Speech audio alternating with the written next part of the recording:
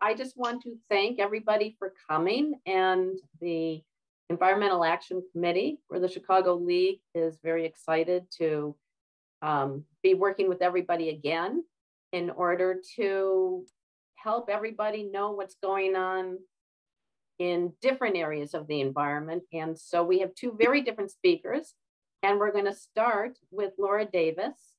And Laura is a longtime League member. She's the former co-president of the League of Women Voters Palatine area, and currently is on the Illinois League Climate Change Issue Specialist.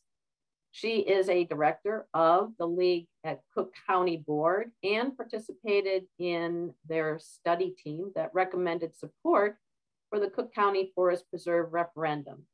And on a personal note, I met Laura on one of her walks in the Forest Preserve. And it was the start of a beautiful relationship. I was really excited about it. And I am full on for your referendum, Laura. So can you tell us more about the Forest Preserve referendum coming up in November? Yeah, you bet. And thank you very much.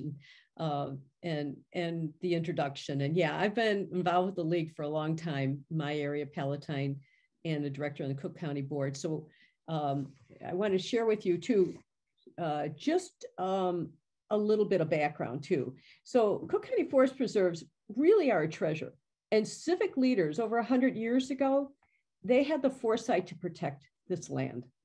We now live in a world that has more human-made stuff on it than natural land. And our population in the world has doubled since 1970, but the size of the earth is still the same. So now there is a worldwide push to protect 30% on land and water by 2030. In the United States, the Biden administration has the Beautiful plan that maybe you'll just kind of pay attention to. And the goal is to protect 30% of land and water by 2030. I'm introducing my cat, Annie. So, but we're really fortunate. We have this natural land around us. And by the way, wildflowers are already starting to bloom. But in Illinois, we only have about 4% of our land that is protected, and about 75% of it is tied up in agriculture.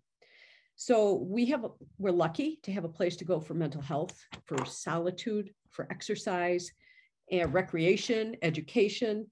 And I'm pretty passionate about protecting what we have and making it better. And I'm really, really glad and thankful that you're all here. So it's a league thing. I want you to know that we have positions to support this referendum. There are many, but just to give you a little bit of summary, under our natural resources, particularly for land use, it says that resources should be conserved and protected to assure future availability and managed as interrelated parts of life supporting ecosystems. It supports conservation, long-range planning. It supports public participation, which means we need to have public understanding and cooperation, and they have to be responsible to management of our nation's natural resources.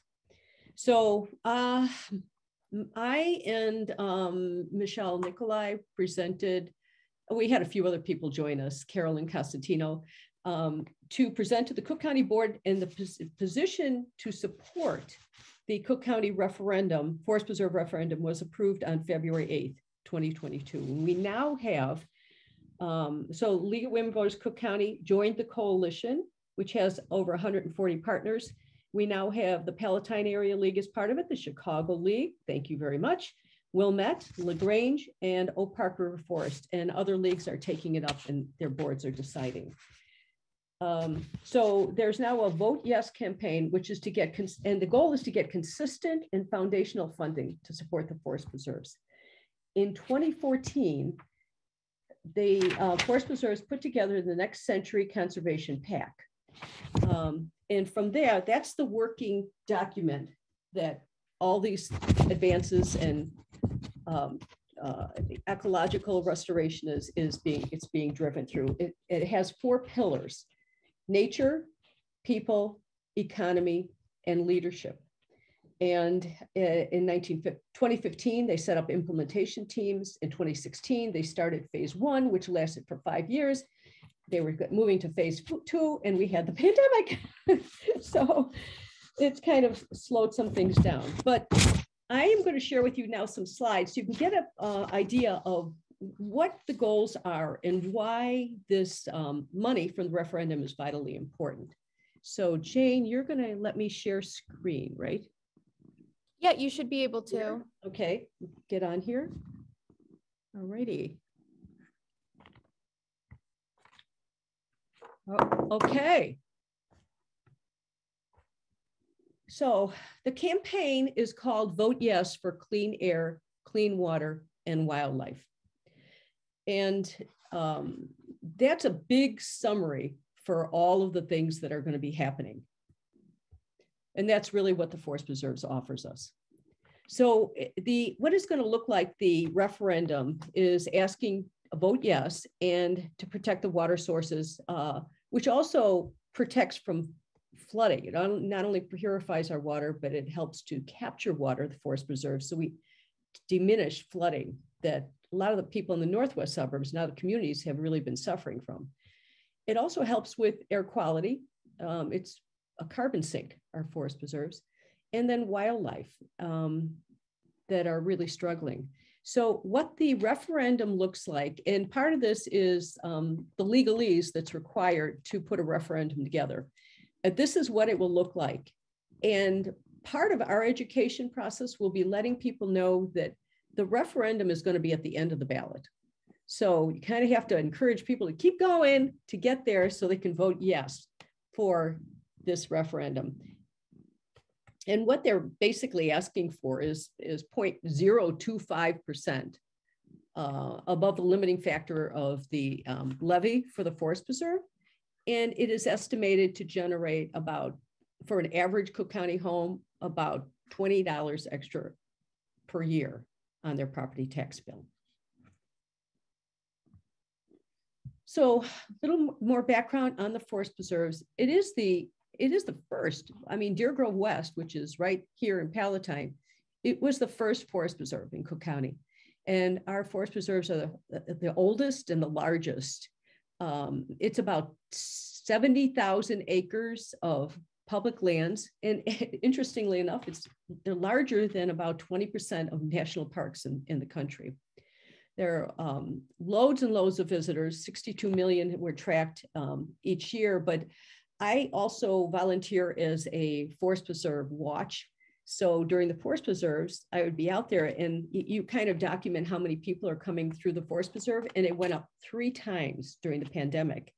Forest preserves were open while the parks were closed, the health clubs were closed.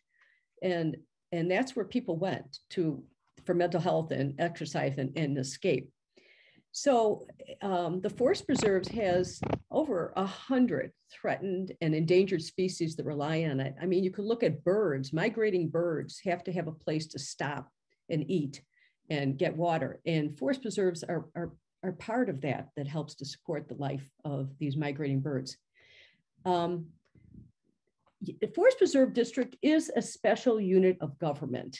In other words, they're not Cook County. They're Cook County Forest Preserve, but they are not Cook County government. They're a separate unit of government. And it happens that the Cook County commissioners are also the forest commissioners for the Forest Preserve. That's not true in a lot other counties. DuPage has separate ones, but that's the way it is in Cook County. But they can't raise their own taxes. They have to go to the voters. So again, overview of the ballot measures, asking for 0.025% increase in the limiting rate, which they figure is going to generate about $40 to $40 million per year. The tax impact, as I mentioned, is about $1.66 per month for an average home in Cook County.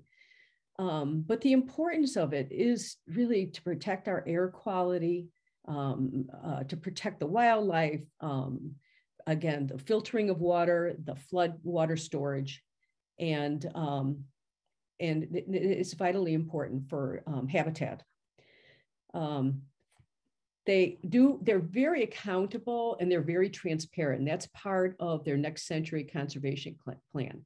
And again, a reminder that this will be on the ballot on November 8th, the general election. So the top reasons to vote yes. And we, as I mentioned, the clean air and less pollution. Again, the carbon sink. We have, particularly in some communities, real problems with the air, the quality of the air, and the implications are a huge rise in asthma. As I mentioned, the cleaner water sources and the flooding, that when you have a place where water just doesn't run off from concrete and allow it to absorb into the land, the earth, it helps to actually filter that water. Protection for local wildlife and habitat. Again, this is vital. As I've been in the forest preserves, I've seen a lot of different migrating birds, bluebirds, loads of woodpeckers. Last year, I saw some wood ducks in the forest preserve. So it's like a zoo in my backyard. And then restoration of the forest preserve land. And this is a big deal. The abundance of buckthorn and other non-native species is bad for all of us. You really need to have native species to help and protect the native animals and plants and birds. And the other ones, the invasive ones, actually crowd out our natives. So part of the forest preserves, one of their areas has been an area called the Conservation Corps, and they actually get these young people out there, and this is hard work, and they're restoring the land, they're removing these native species, and right now there's up to about 30,000 acres being restored. And then the jobs for our communities. As I mentioned, the Conservation Corps, that's a paid position. And I did observe the Forest Preserve Commissioners meeting the other day, and they talked about it. And so you have these young people, particularly from maybe low-income communities, underserved communities, and they're giving them a career path to a job. One young man had been incarcerated, and since I've worked on criminal justice issues too, you can see the connection. They have a difficulty trying to get any job. So now this young man was saying how he was introduced to the Forest Preserve, loved being in the Forest Preserve, and now has a career path. So this is a good deal for all of us.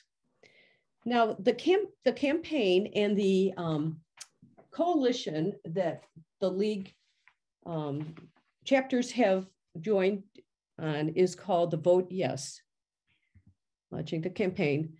And where we're at right now is just kind of an education thing, which I appreciate the opportunity to come and talk to your League chapter. But after the primary, it's going to be more of a public campaign to educate people on the value of the forest preserve. So as I mentioned, there's now over 140 organizations that have joined in this coalition to get this referendum passed. And if you just briefly look through some of these, you can see, these are people you want to be linked with. The zoo, the Field Museum, the Peggy Notebart. So there are a lot of people, different groups on here. You can just quickly look at these. Friends of the Chicago River, I think, Chris, you're part of that. So we're with good company.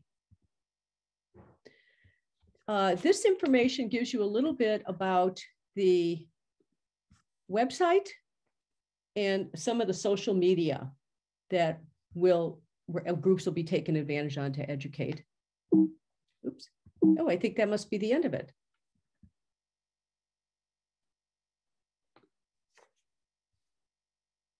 So just looking at my notes. So somebody asked me, well, what's the downside? I mean, why, or what's the other side was how it was phrased to me. And your property taxes will go up. So everyone would have to pay a little bit more to support the forest preserves. The other problem or other side is if we don't do this, if there's not a structural change to the tax levy for the Cook County Forest Preserves, in order to meet the Forest Preserves Next Century Plan and continue the restoration, they may be forced to sell off some property, which is like very dire. But part of the plan is to actually buy more land. And when the Forest Preserve looks to buy more land, they're looking at basically quality pieces of land that's still available in Cook County. In other words, you don't want to have something that's so degraded or has a lot of buildings on it. You have to have something that will meet the needs of the forest preserves, either in connection or land that's required or would be helpful in a certain community. So that is my story.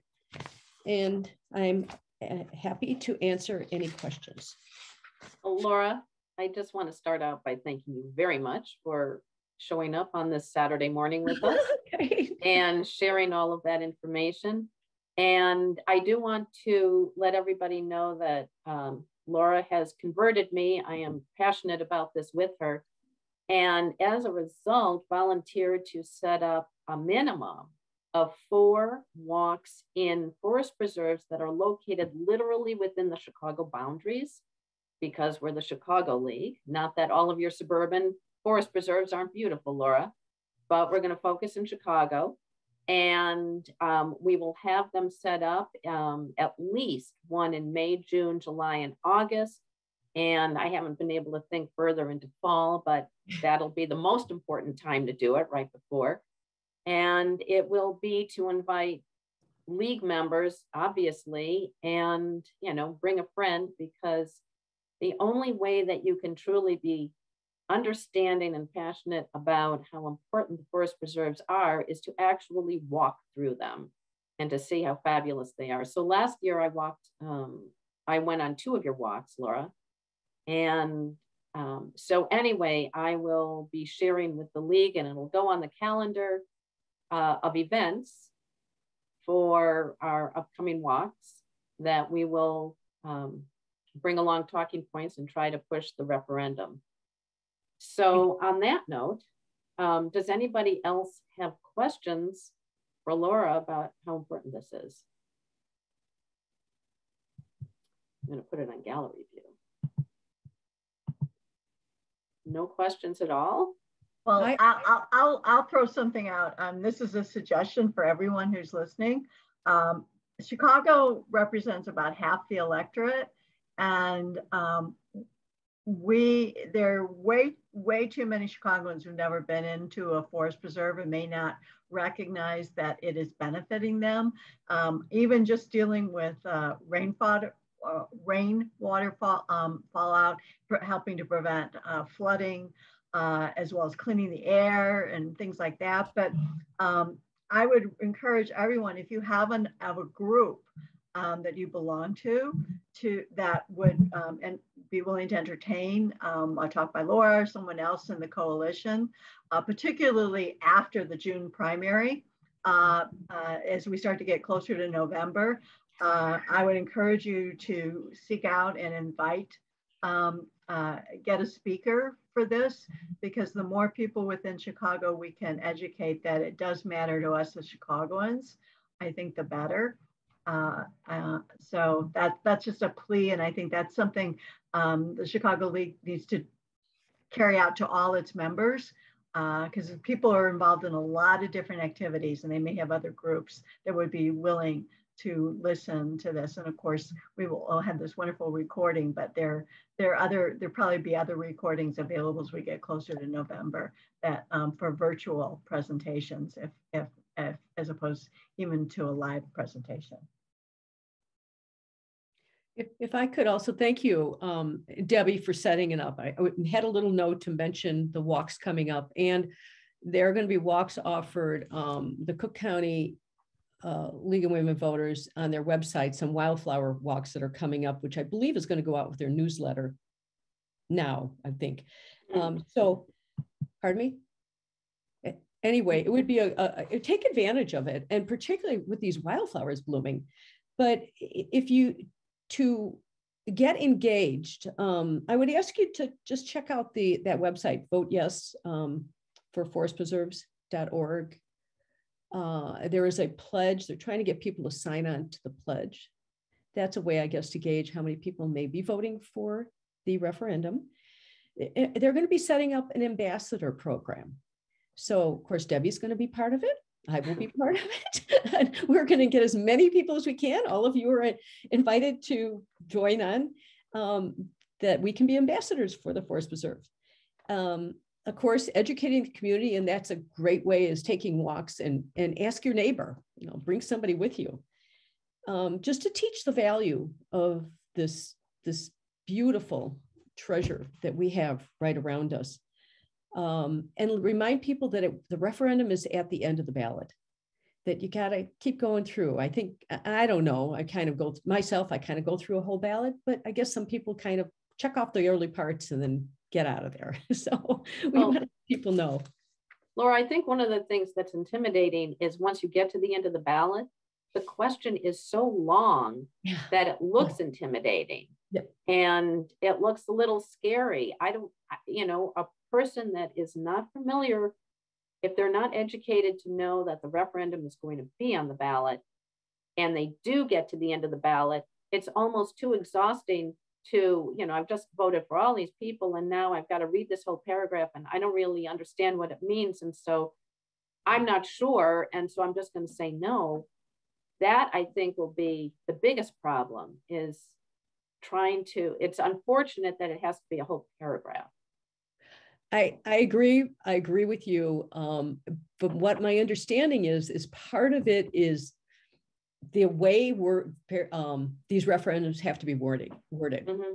I mean, it seems so simple to me, but it's not worded that way. And it's a legal thing. It's a legal issue, right. I guess, the way it's put in. So the simple thing is vote yes. And I don't know if I don't remember if referendums are numbered at the back or not, but we can help with that to educate people. Does anybody know how many referendums will be on the November ballot? It may not be decided yet, Debbie, because we got to go through the primary yet. Yeah, it's too soon to know how many will be on it. Okay. Well, the fewer the better. Well, you can have local communities throwing stuff on the ballots. Right. Okay. Well, it's 10:30. Yeah, Claudia. Yep. Debbie and I just had the opportunity to meet with Alderman Wagisbeck the other day, and he was talking about the Urban Forest Advisory Board that has been created in the city of Chicago. Are they on the Vote Yes list at this point? Because if they are not, they should be. It's something like 50 commissioners, city commissioners, industry professionals, etc. So to get the word out, get their support, because the forest preserves are as important as the parks, as important are the tree canopies on our streets. And they may be able to get into some of the neighborhoods we don't have access to and really get support ginned up. So that would be my question. I can't answer that. I wouldn't even know who to go to for that. I suppose we could ask Henrietta on that. I'm not as familiar with that. That might be something we can help you with from our end to get connected, because I just think that would be a huge resource. I think it's great. I think we should pursue any avenue. I think that your best place to go, and I will send you the link to Anne, who works with the aldermen, because they are the ones that actually proposed and established it. Right. And it might just be, the best way to do would be to go through their office and start there. Mm-hmm. So I will make a note, Laura, to send you an introduction for that. Yeah. And if you need our support, I'm sure Debbie and I can find time to join the call and lend our name. Absolutely. So I hope I have everybody's commitment here to get on and sign as a pledge. Are there any other concerns or anything that people are curious about? It's just hard to say no to this, Laura.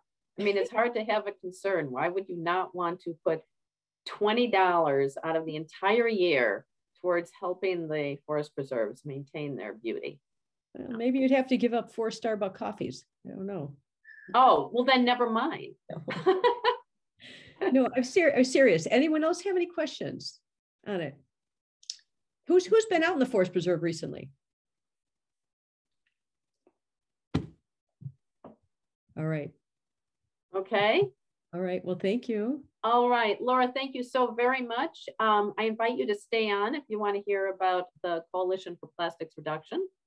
And I hope you will, but if not, we are going to move into a brand new category now. Thank you again, Laura. Thank you. And I'd like to introduce Paloma Paez. You know, Paloma, I've never said your last name correctly. It's Paez-Cum, and not many people do, so Paez-Cum. Paloma Paez-Cum. Thank you very much. I will remember that next time. Anyway, Paloma is an associate with the Environment Illinois. She directs the group's work to reduce single-use plastic through grassroots organizations and policy change. She also helped form and now facilitates the Coalition for Plastic Reduction. And again, on a personal note, Claudia and I first decided to form the Climate Action Committee for the League because of the Coalition for Plastic Reduction. The two of us just having a casual conversation, talking about how absolutely obsessed we were with getting rid of plastic and pitching plastic and how bad it was. And then we learned about the coalition and we joined individually as members. And then we're very happy to be able to get the Chicago League to become an affiliate, and we could represent all of Chicago. And it connects us to people across the entire state that are working on plastic reduction. And so, yes, we've been working with Paloma for a while. And at this point, I would like Paloma to share the kinds of work that she is doing on behalf of Chicago and the state. Yeah, thanks so much for having me. And thanks, Laura, for your talk. That was super informative. I learned a lot that I did not know. So really appreciate that. I have slides, but I don't think I'm going to share them because I just want to do more of an informal talk, but I can share them afterwards if anybody's interested. But just to introduce myself a little bit more, I'm an associate with Environment Illinois. Like Debbie said, we're a statewide citizen-funded environmental advocacy organization, and then we're part of a national network. So we're the state branch of Environment America and part of a larger network that also includes the U.S. Public Interest Research Group, U.S. PIRG, and the state affiliates for U.S. PIRG. And so as organizations, we kind of come to this issue from a public interest lens, and that's like how we go about doing most of our work and sort of looking at the issues that we work on. So I want to start out by talking a little bit about our coalition and how we kind of got started. This sort of initially started before I started working with the coalition as a group of folks that was working on the plastic-free water ordinance, which was an ordinance introduced in Chicago in January of 2020, so right before the pandemic, and a group of organizations from the Chicagoland area had been working on that, and then totally got stalled out because of the pandemic. And then fall of that year, I started focusing on our plastics work and plastics policy, and decided to sort of just start up conversations with the groups that had been involved in the plastic-free water ordinance to see if we could get some cohesion going. There hadn't really been like a cohesive statewide advocacy effort around plastics for a while. So this really started out as just like conversations with organizations to basically say like, I'm prioritizing plastics. Are you interested in collaborating? What's your capacity? What's your interest in this? So that's how we kind of started. There was a lot of interest, a lot of folks wanting to do more on plastics, but not sure how, especially in the pandemic. So we started putting together like a pretty informal coalition at first, and then we've sort of expanded and formalized as we've gone on. And it's been just really great to work with a, pretty diverse group of very different types of organizations, and really figure out how we can come to this work and develop a shared set of priorities, and use all of our different strengths and resources in a way that advances plastics policy and makes us greater than the sum of our parts. And then this summer, or this spring, we have been organizing around a number of plastics policies in the state that I'll talk a little bit more about after the Chicago ordinance kind of got stalled out with the pandemic and with some issues with our sponsor. So we made a decision last fall, I guess, to transition to more state level work. So we've been organizing around some plastics policies at the state level that I'll talk more about later. But I wanted to start by just kind of talking about some of the environmental impacts of plastics, which I think are mostly pretty well known, but I just want to go a little bit more into depth in it. So, I think a lot of the dialogue, especially like a few years ago, really focused around oceans. So, people are pretty familiar with the Great Pacific Garbage Patch, or like the sea turtle with a straw up its nose. And a lot of the conversation around plastics has focused around that. Plastic, of course, is having a really big impact on us here in the Great Lakes as well. 22 million pounds of plastic can end up in the Great Lakes every year. And then microplastics have been found in 85% of fish tested from Lake Michigan tributaries.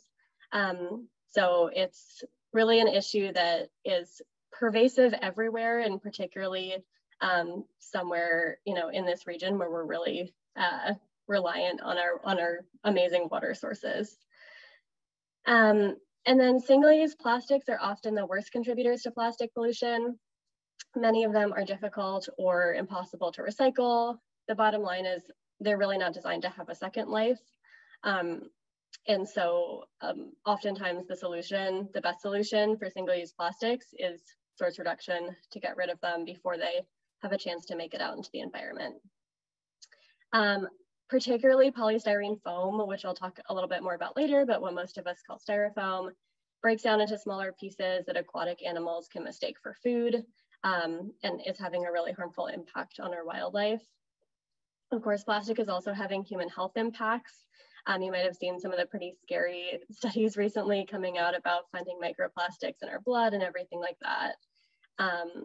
But just some more fun facts are humans eat an average of a credit card's weight worth of plastic per week in microplastics.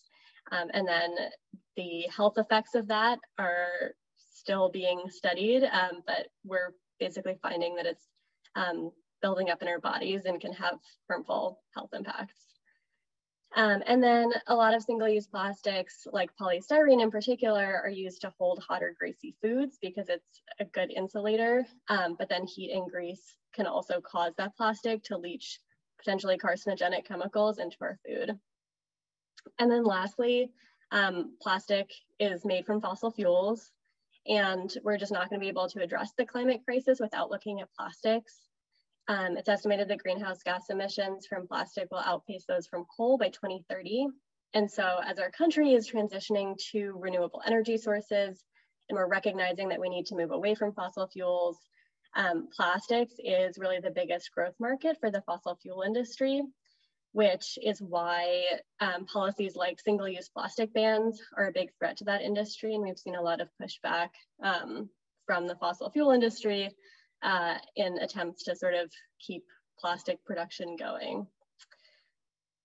So bottom line, single-use plastics are harmful for the environment and human health throughout their whole life cycle, from production through their use to their disposal, which again is why a lot of environmental organizations focus on upstream solutions like source reduction. Cool. I just want to would love this to be conversational. So if anyone has any questions as I'm going through, jump in, we can talk more about any particular issue, but otherwise I'll keep going. So I want to go into a couple of just basic principles for looking at plastics policy and evaluating whether it's good or not. The first, like I've talked about, is source reduction. We're at a place where most, if not all, of the single-use plastics in our lives are unnecessary. They're already widely used alternatives.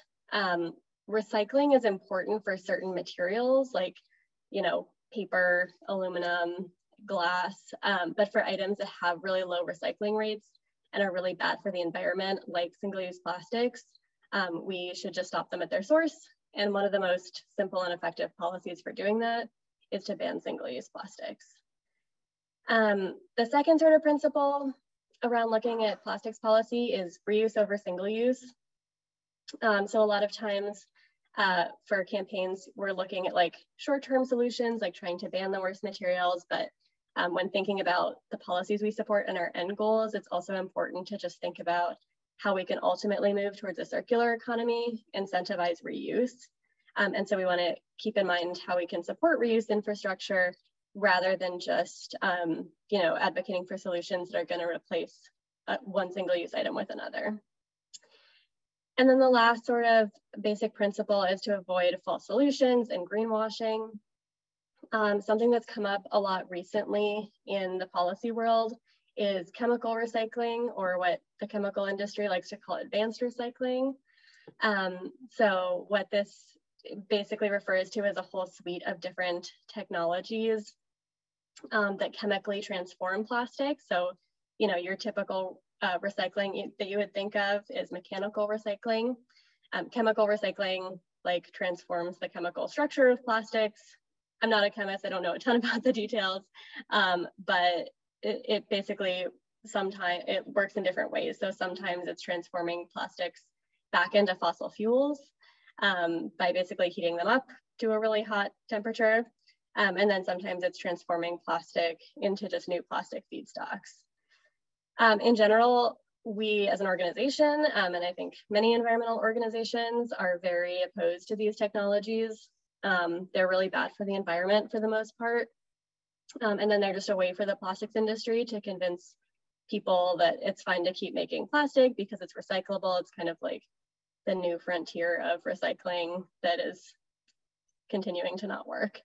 So a couple of the reasons to oppose it, in particular, plastics to fuel conversion is just one of the worst forms of this. It's never been commercially viable at scale.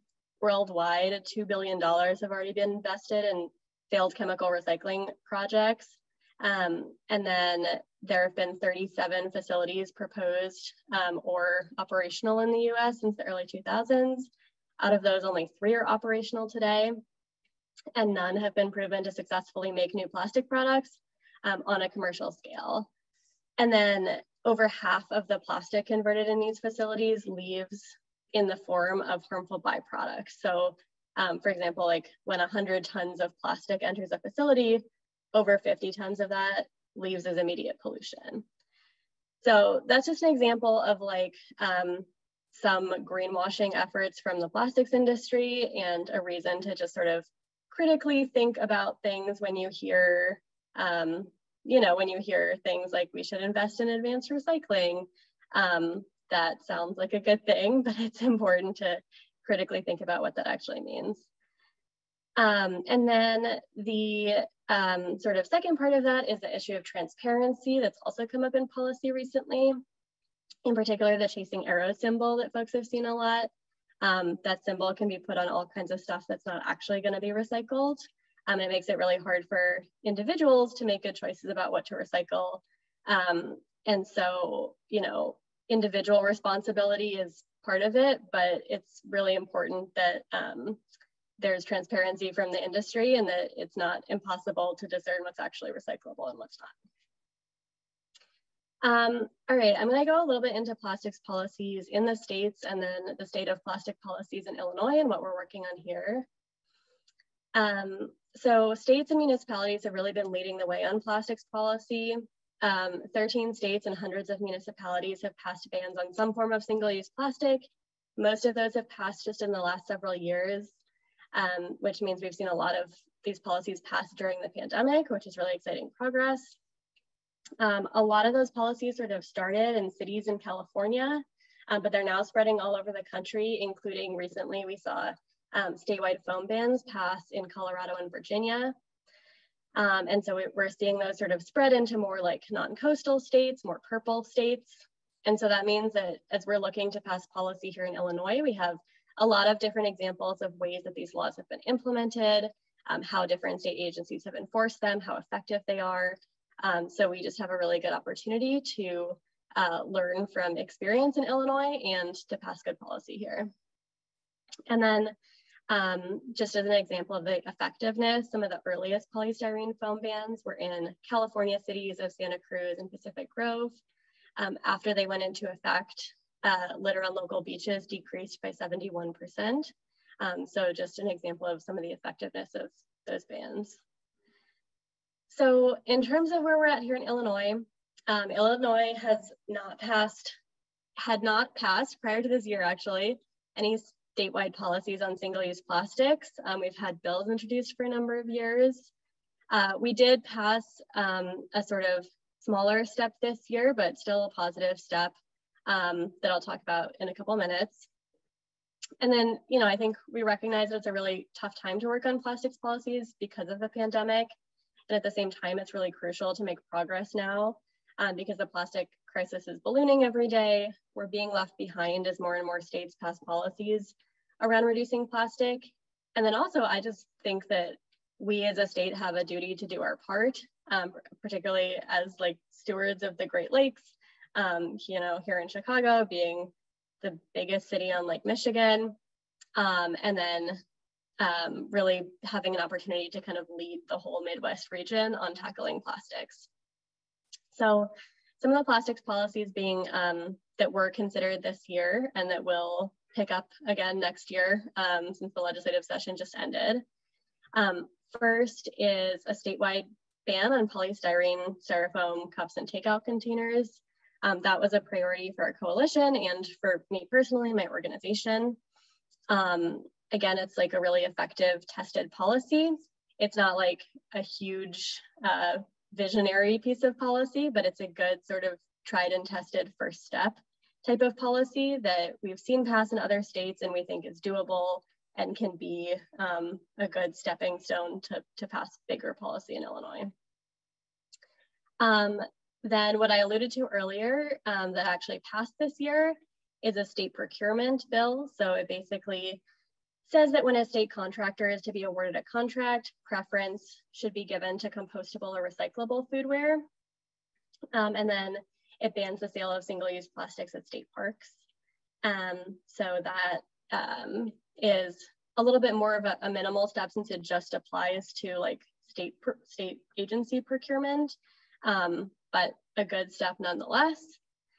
And then we introduced as a coalition an omnibus plastics bill this year that includes a plastic bag ban, a paper bag fee, and then part of the paper bag fee is going into like a grants program for, you know, pilot reusable programs and things like that, plaster production efforts.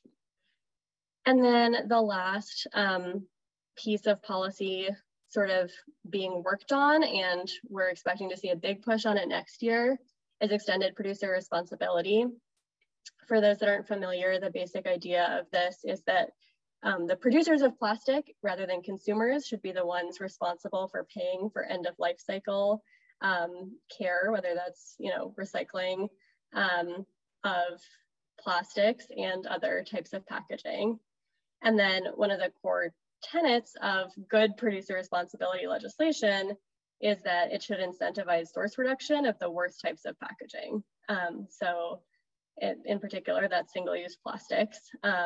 We do that through what are called eco-modulated fees, where producers have to pay more for more environmentally harmful types of packaging than they do for less environmentally harmful types of plastic packaging to incentivize them to phase those out.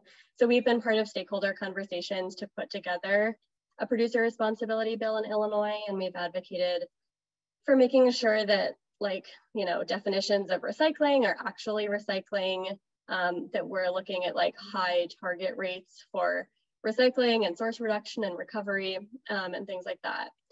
We haven't seen the full bill language yet, so it'll be introduced next year, and our sort of goal right now is to make sure that it's strong legislation that we can support and advocate for, and hopefully pass next year, within the next several years.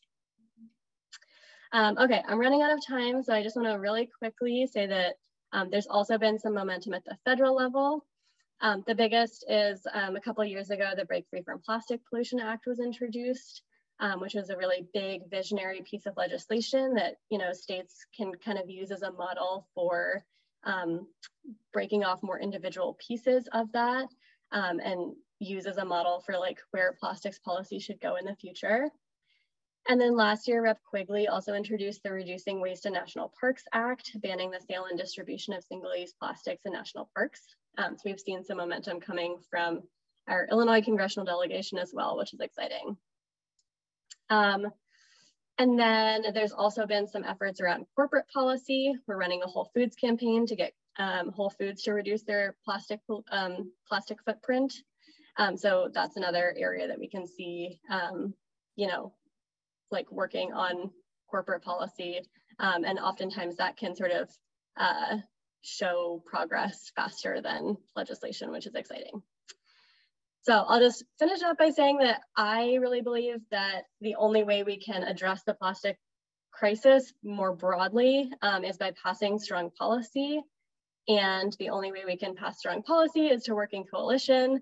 It takes a lot of different people and institutions with different strengths and areas of expertise coming together to make progress. So really appreciate Claudia and Debbie working with me in the coalition, and it's been a great experience, and I'm really excited to keep working with those folks, and I appreciate you guys having me here to talk today. So happy to answer any questions if anyone has any. I just want to say thanks, Paloma. That was a wealth of information in a very short period of time. I'm sure there's a lot people are trying to digest. I just want to add quickly, and if you said this, I missed it. The polystyrene ban bill actually made it through the House this year. We did. Yes. Yeah. So you want to talk about that a little bit? Yeah, thank you so much for bringing that up. Yes, we made progress on the bill this year, more progress than we have ever made before, which is exciting. It passed a House committee vote. We were hoping to get it further this year, but given that it was a really wacky legislative session, it was good progress, and then I think puts us in a strong position to be able to pass it next year. We added a lot of co-sponsors onto the bill and built a lot of support, and we'll continue to organize on it throughout this summer into next year as well. Well, Paloma, I also want to jump in and say thank you very, very much. That is an amazing synopsis of all of the many, many meetings we've all attended now, and to learn exactly, you know, where we're going on that. It does, as a question for you, so much of what was trying to be passed regarding single-use plastic, especially with the restaurants, was stymied because of the pandemic, and restaurants were closing every which way. They couldn't support themselves. They're still in trouble. And so it's anything that was proposed, is including the week ban that was that passed in Chicago, was basically to support the restaurants. And everything was about their bottom line and what would it cost if they have to change and they can't use polystyrene anymore or anything like that. So is there a vision looking in the future when this is an endemic as opposed to a pandemic and restaurants are getting back on their feet, let's say, you know, a year from now, do you feel that it'll be easier to get through different types of bans that would affect the restaurant's bottom line? I mean, yeah, I think policy will be to some extent easier to pass coming out of the pandemic. I think the other thing I would say about that is just that a lot of the restaurant industry face opposition is really coming from the plastics industry. So there is some opposition from the restaurant industry, but within the restaurant industry, there's also a lot of support for this from restaurants. A lot of restaurants have already transitioned to more sustainable alternatives. So I think a lot of, I don't want to sort of like oversell the opposition from the restaurant industry. It was definitely more true like a year to 2 years ago. But a lot of it now is kind of putting a restaurant face on it, but really coming from the chemical industry. I just want to tag on to that. I got to be a part of signing up legislators for the House bill and Senate bill. And the number one question from the legislators we met with was, how will this affect restaurants if I sign on to this polystyrene bill? It wasn't, how does the polystyrene affect my constituents? It's, how does this affect the restaurants? So what I have found in those conversations, and then speaking with aldermen in the last couple of weeks, the money talks, and there's low appetite for going up against the restaurant industry, the Illinois retail merchants industry, the chemical industry. We had one alderman just say the other day, quote unquote, when big oil comes to town from Iowa, all the council members quake in their boots. That's wrong. And that's what we are battling right now. There's no will in the city. There's no will in city council. There's some will, I suppose, in the executive branch, but they don't have people on board.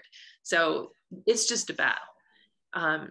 The plastic bags that we battled here in the city, we have a bag tax in force. That was originally a bag ban, but big oil and everybody got involved and helped everybody tank it in favor of making it a bag tax. So it's a city revenue stream, which we don't know where that revenue goes right now. On top of it, the Restaurant Association managed to be exempted from that. So it's your grocery bags and your retail bags, but it isn't the bag that your food comes in from your deliveries. They are exempted. The airport is exempted, all restaurants are exempted. So big industry is really getting in the way of policy being moved forward, and battling that, I don't know, but it's just been amazing how that is just the stopping point. So excuse me, Laura, are you still on? She had her hand raised. I am. Oh, did you want to say something? Oh, thank you. I did. Paloma, the extended producer responsibility, who is the sponsor? So the bill right now is Avalar, Representative Avalar. It's not, the language that's in there right now is a placeholder bill that's just the exact language taken from another state. I forget which state, but it's not the language that we'll end up supporting. It was put in there as a placeholder because we were hoping to introduce language this session, and then did not have language finalized in time. So we'll be seeing the finalized language after the session has ended, obviously, because it ended Friday, and then introducing it as a new bill next year. And I'm not familiar with Representative Avalar. Yeah, she's new. Dagmara Avalar.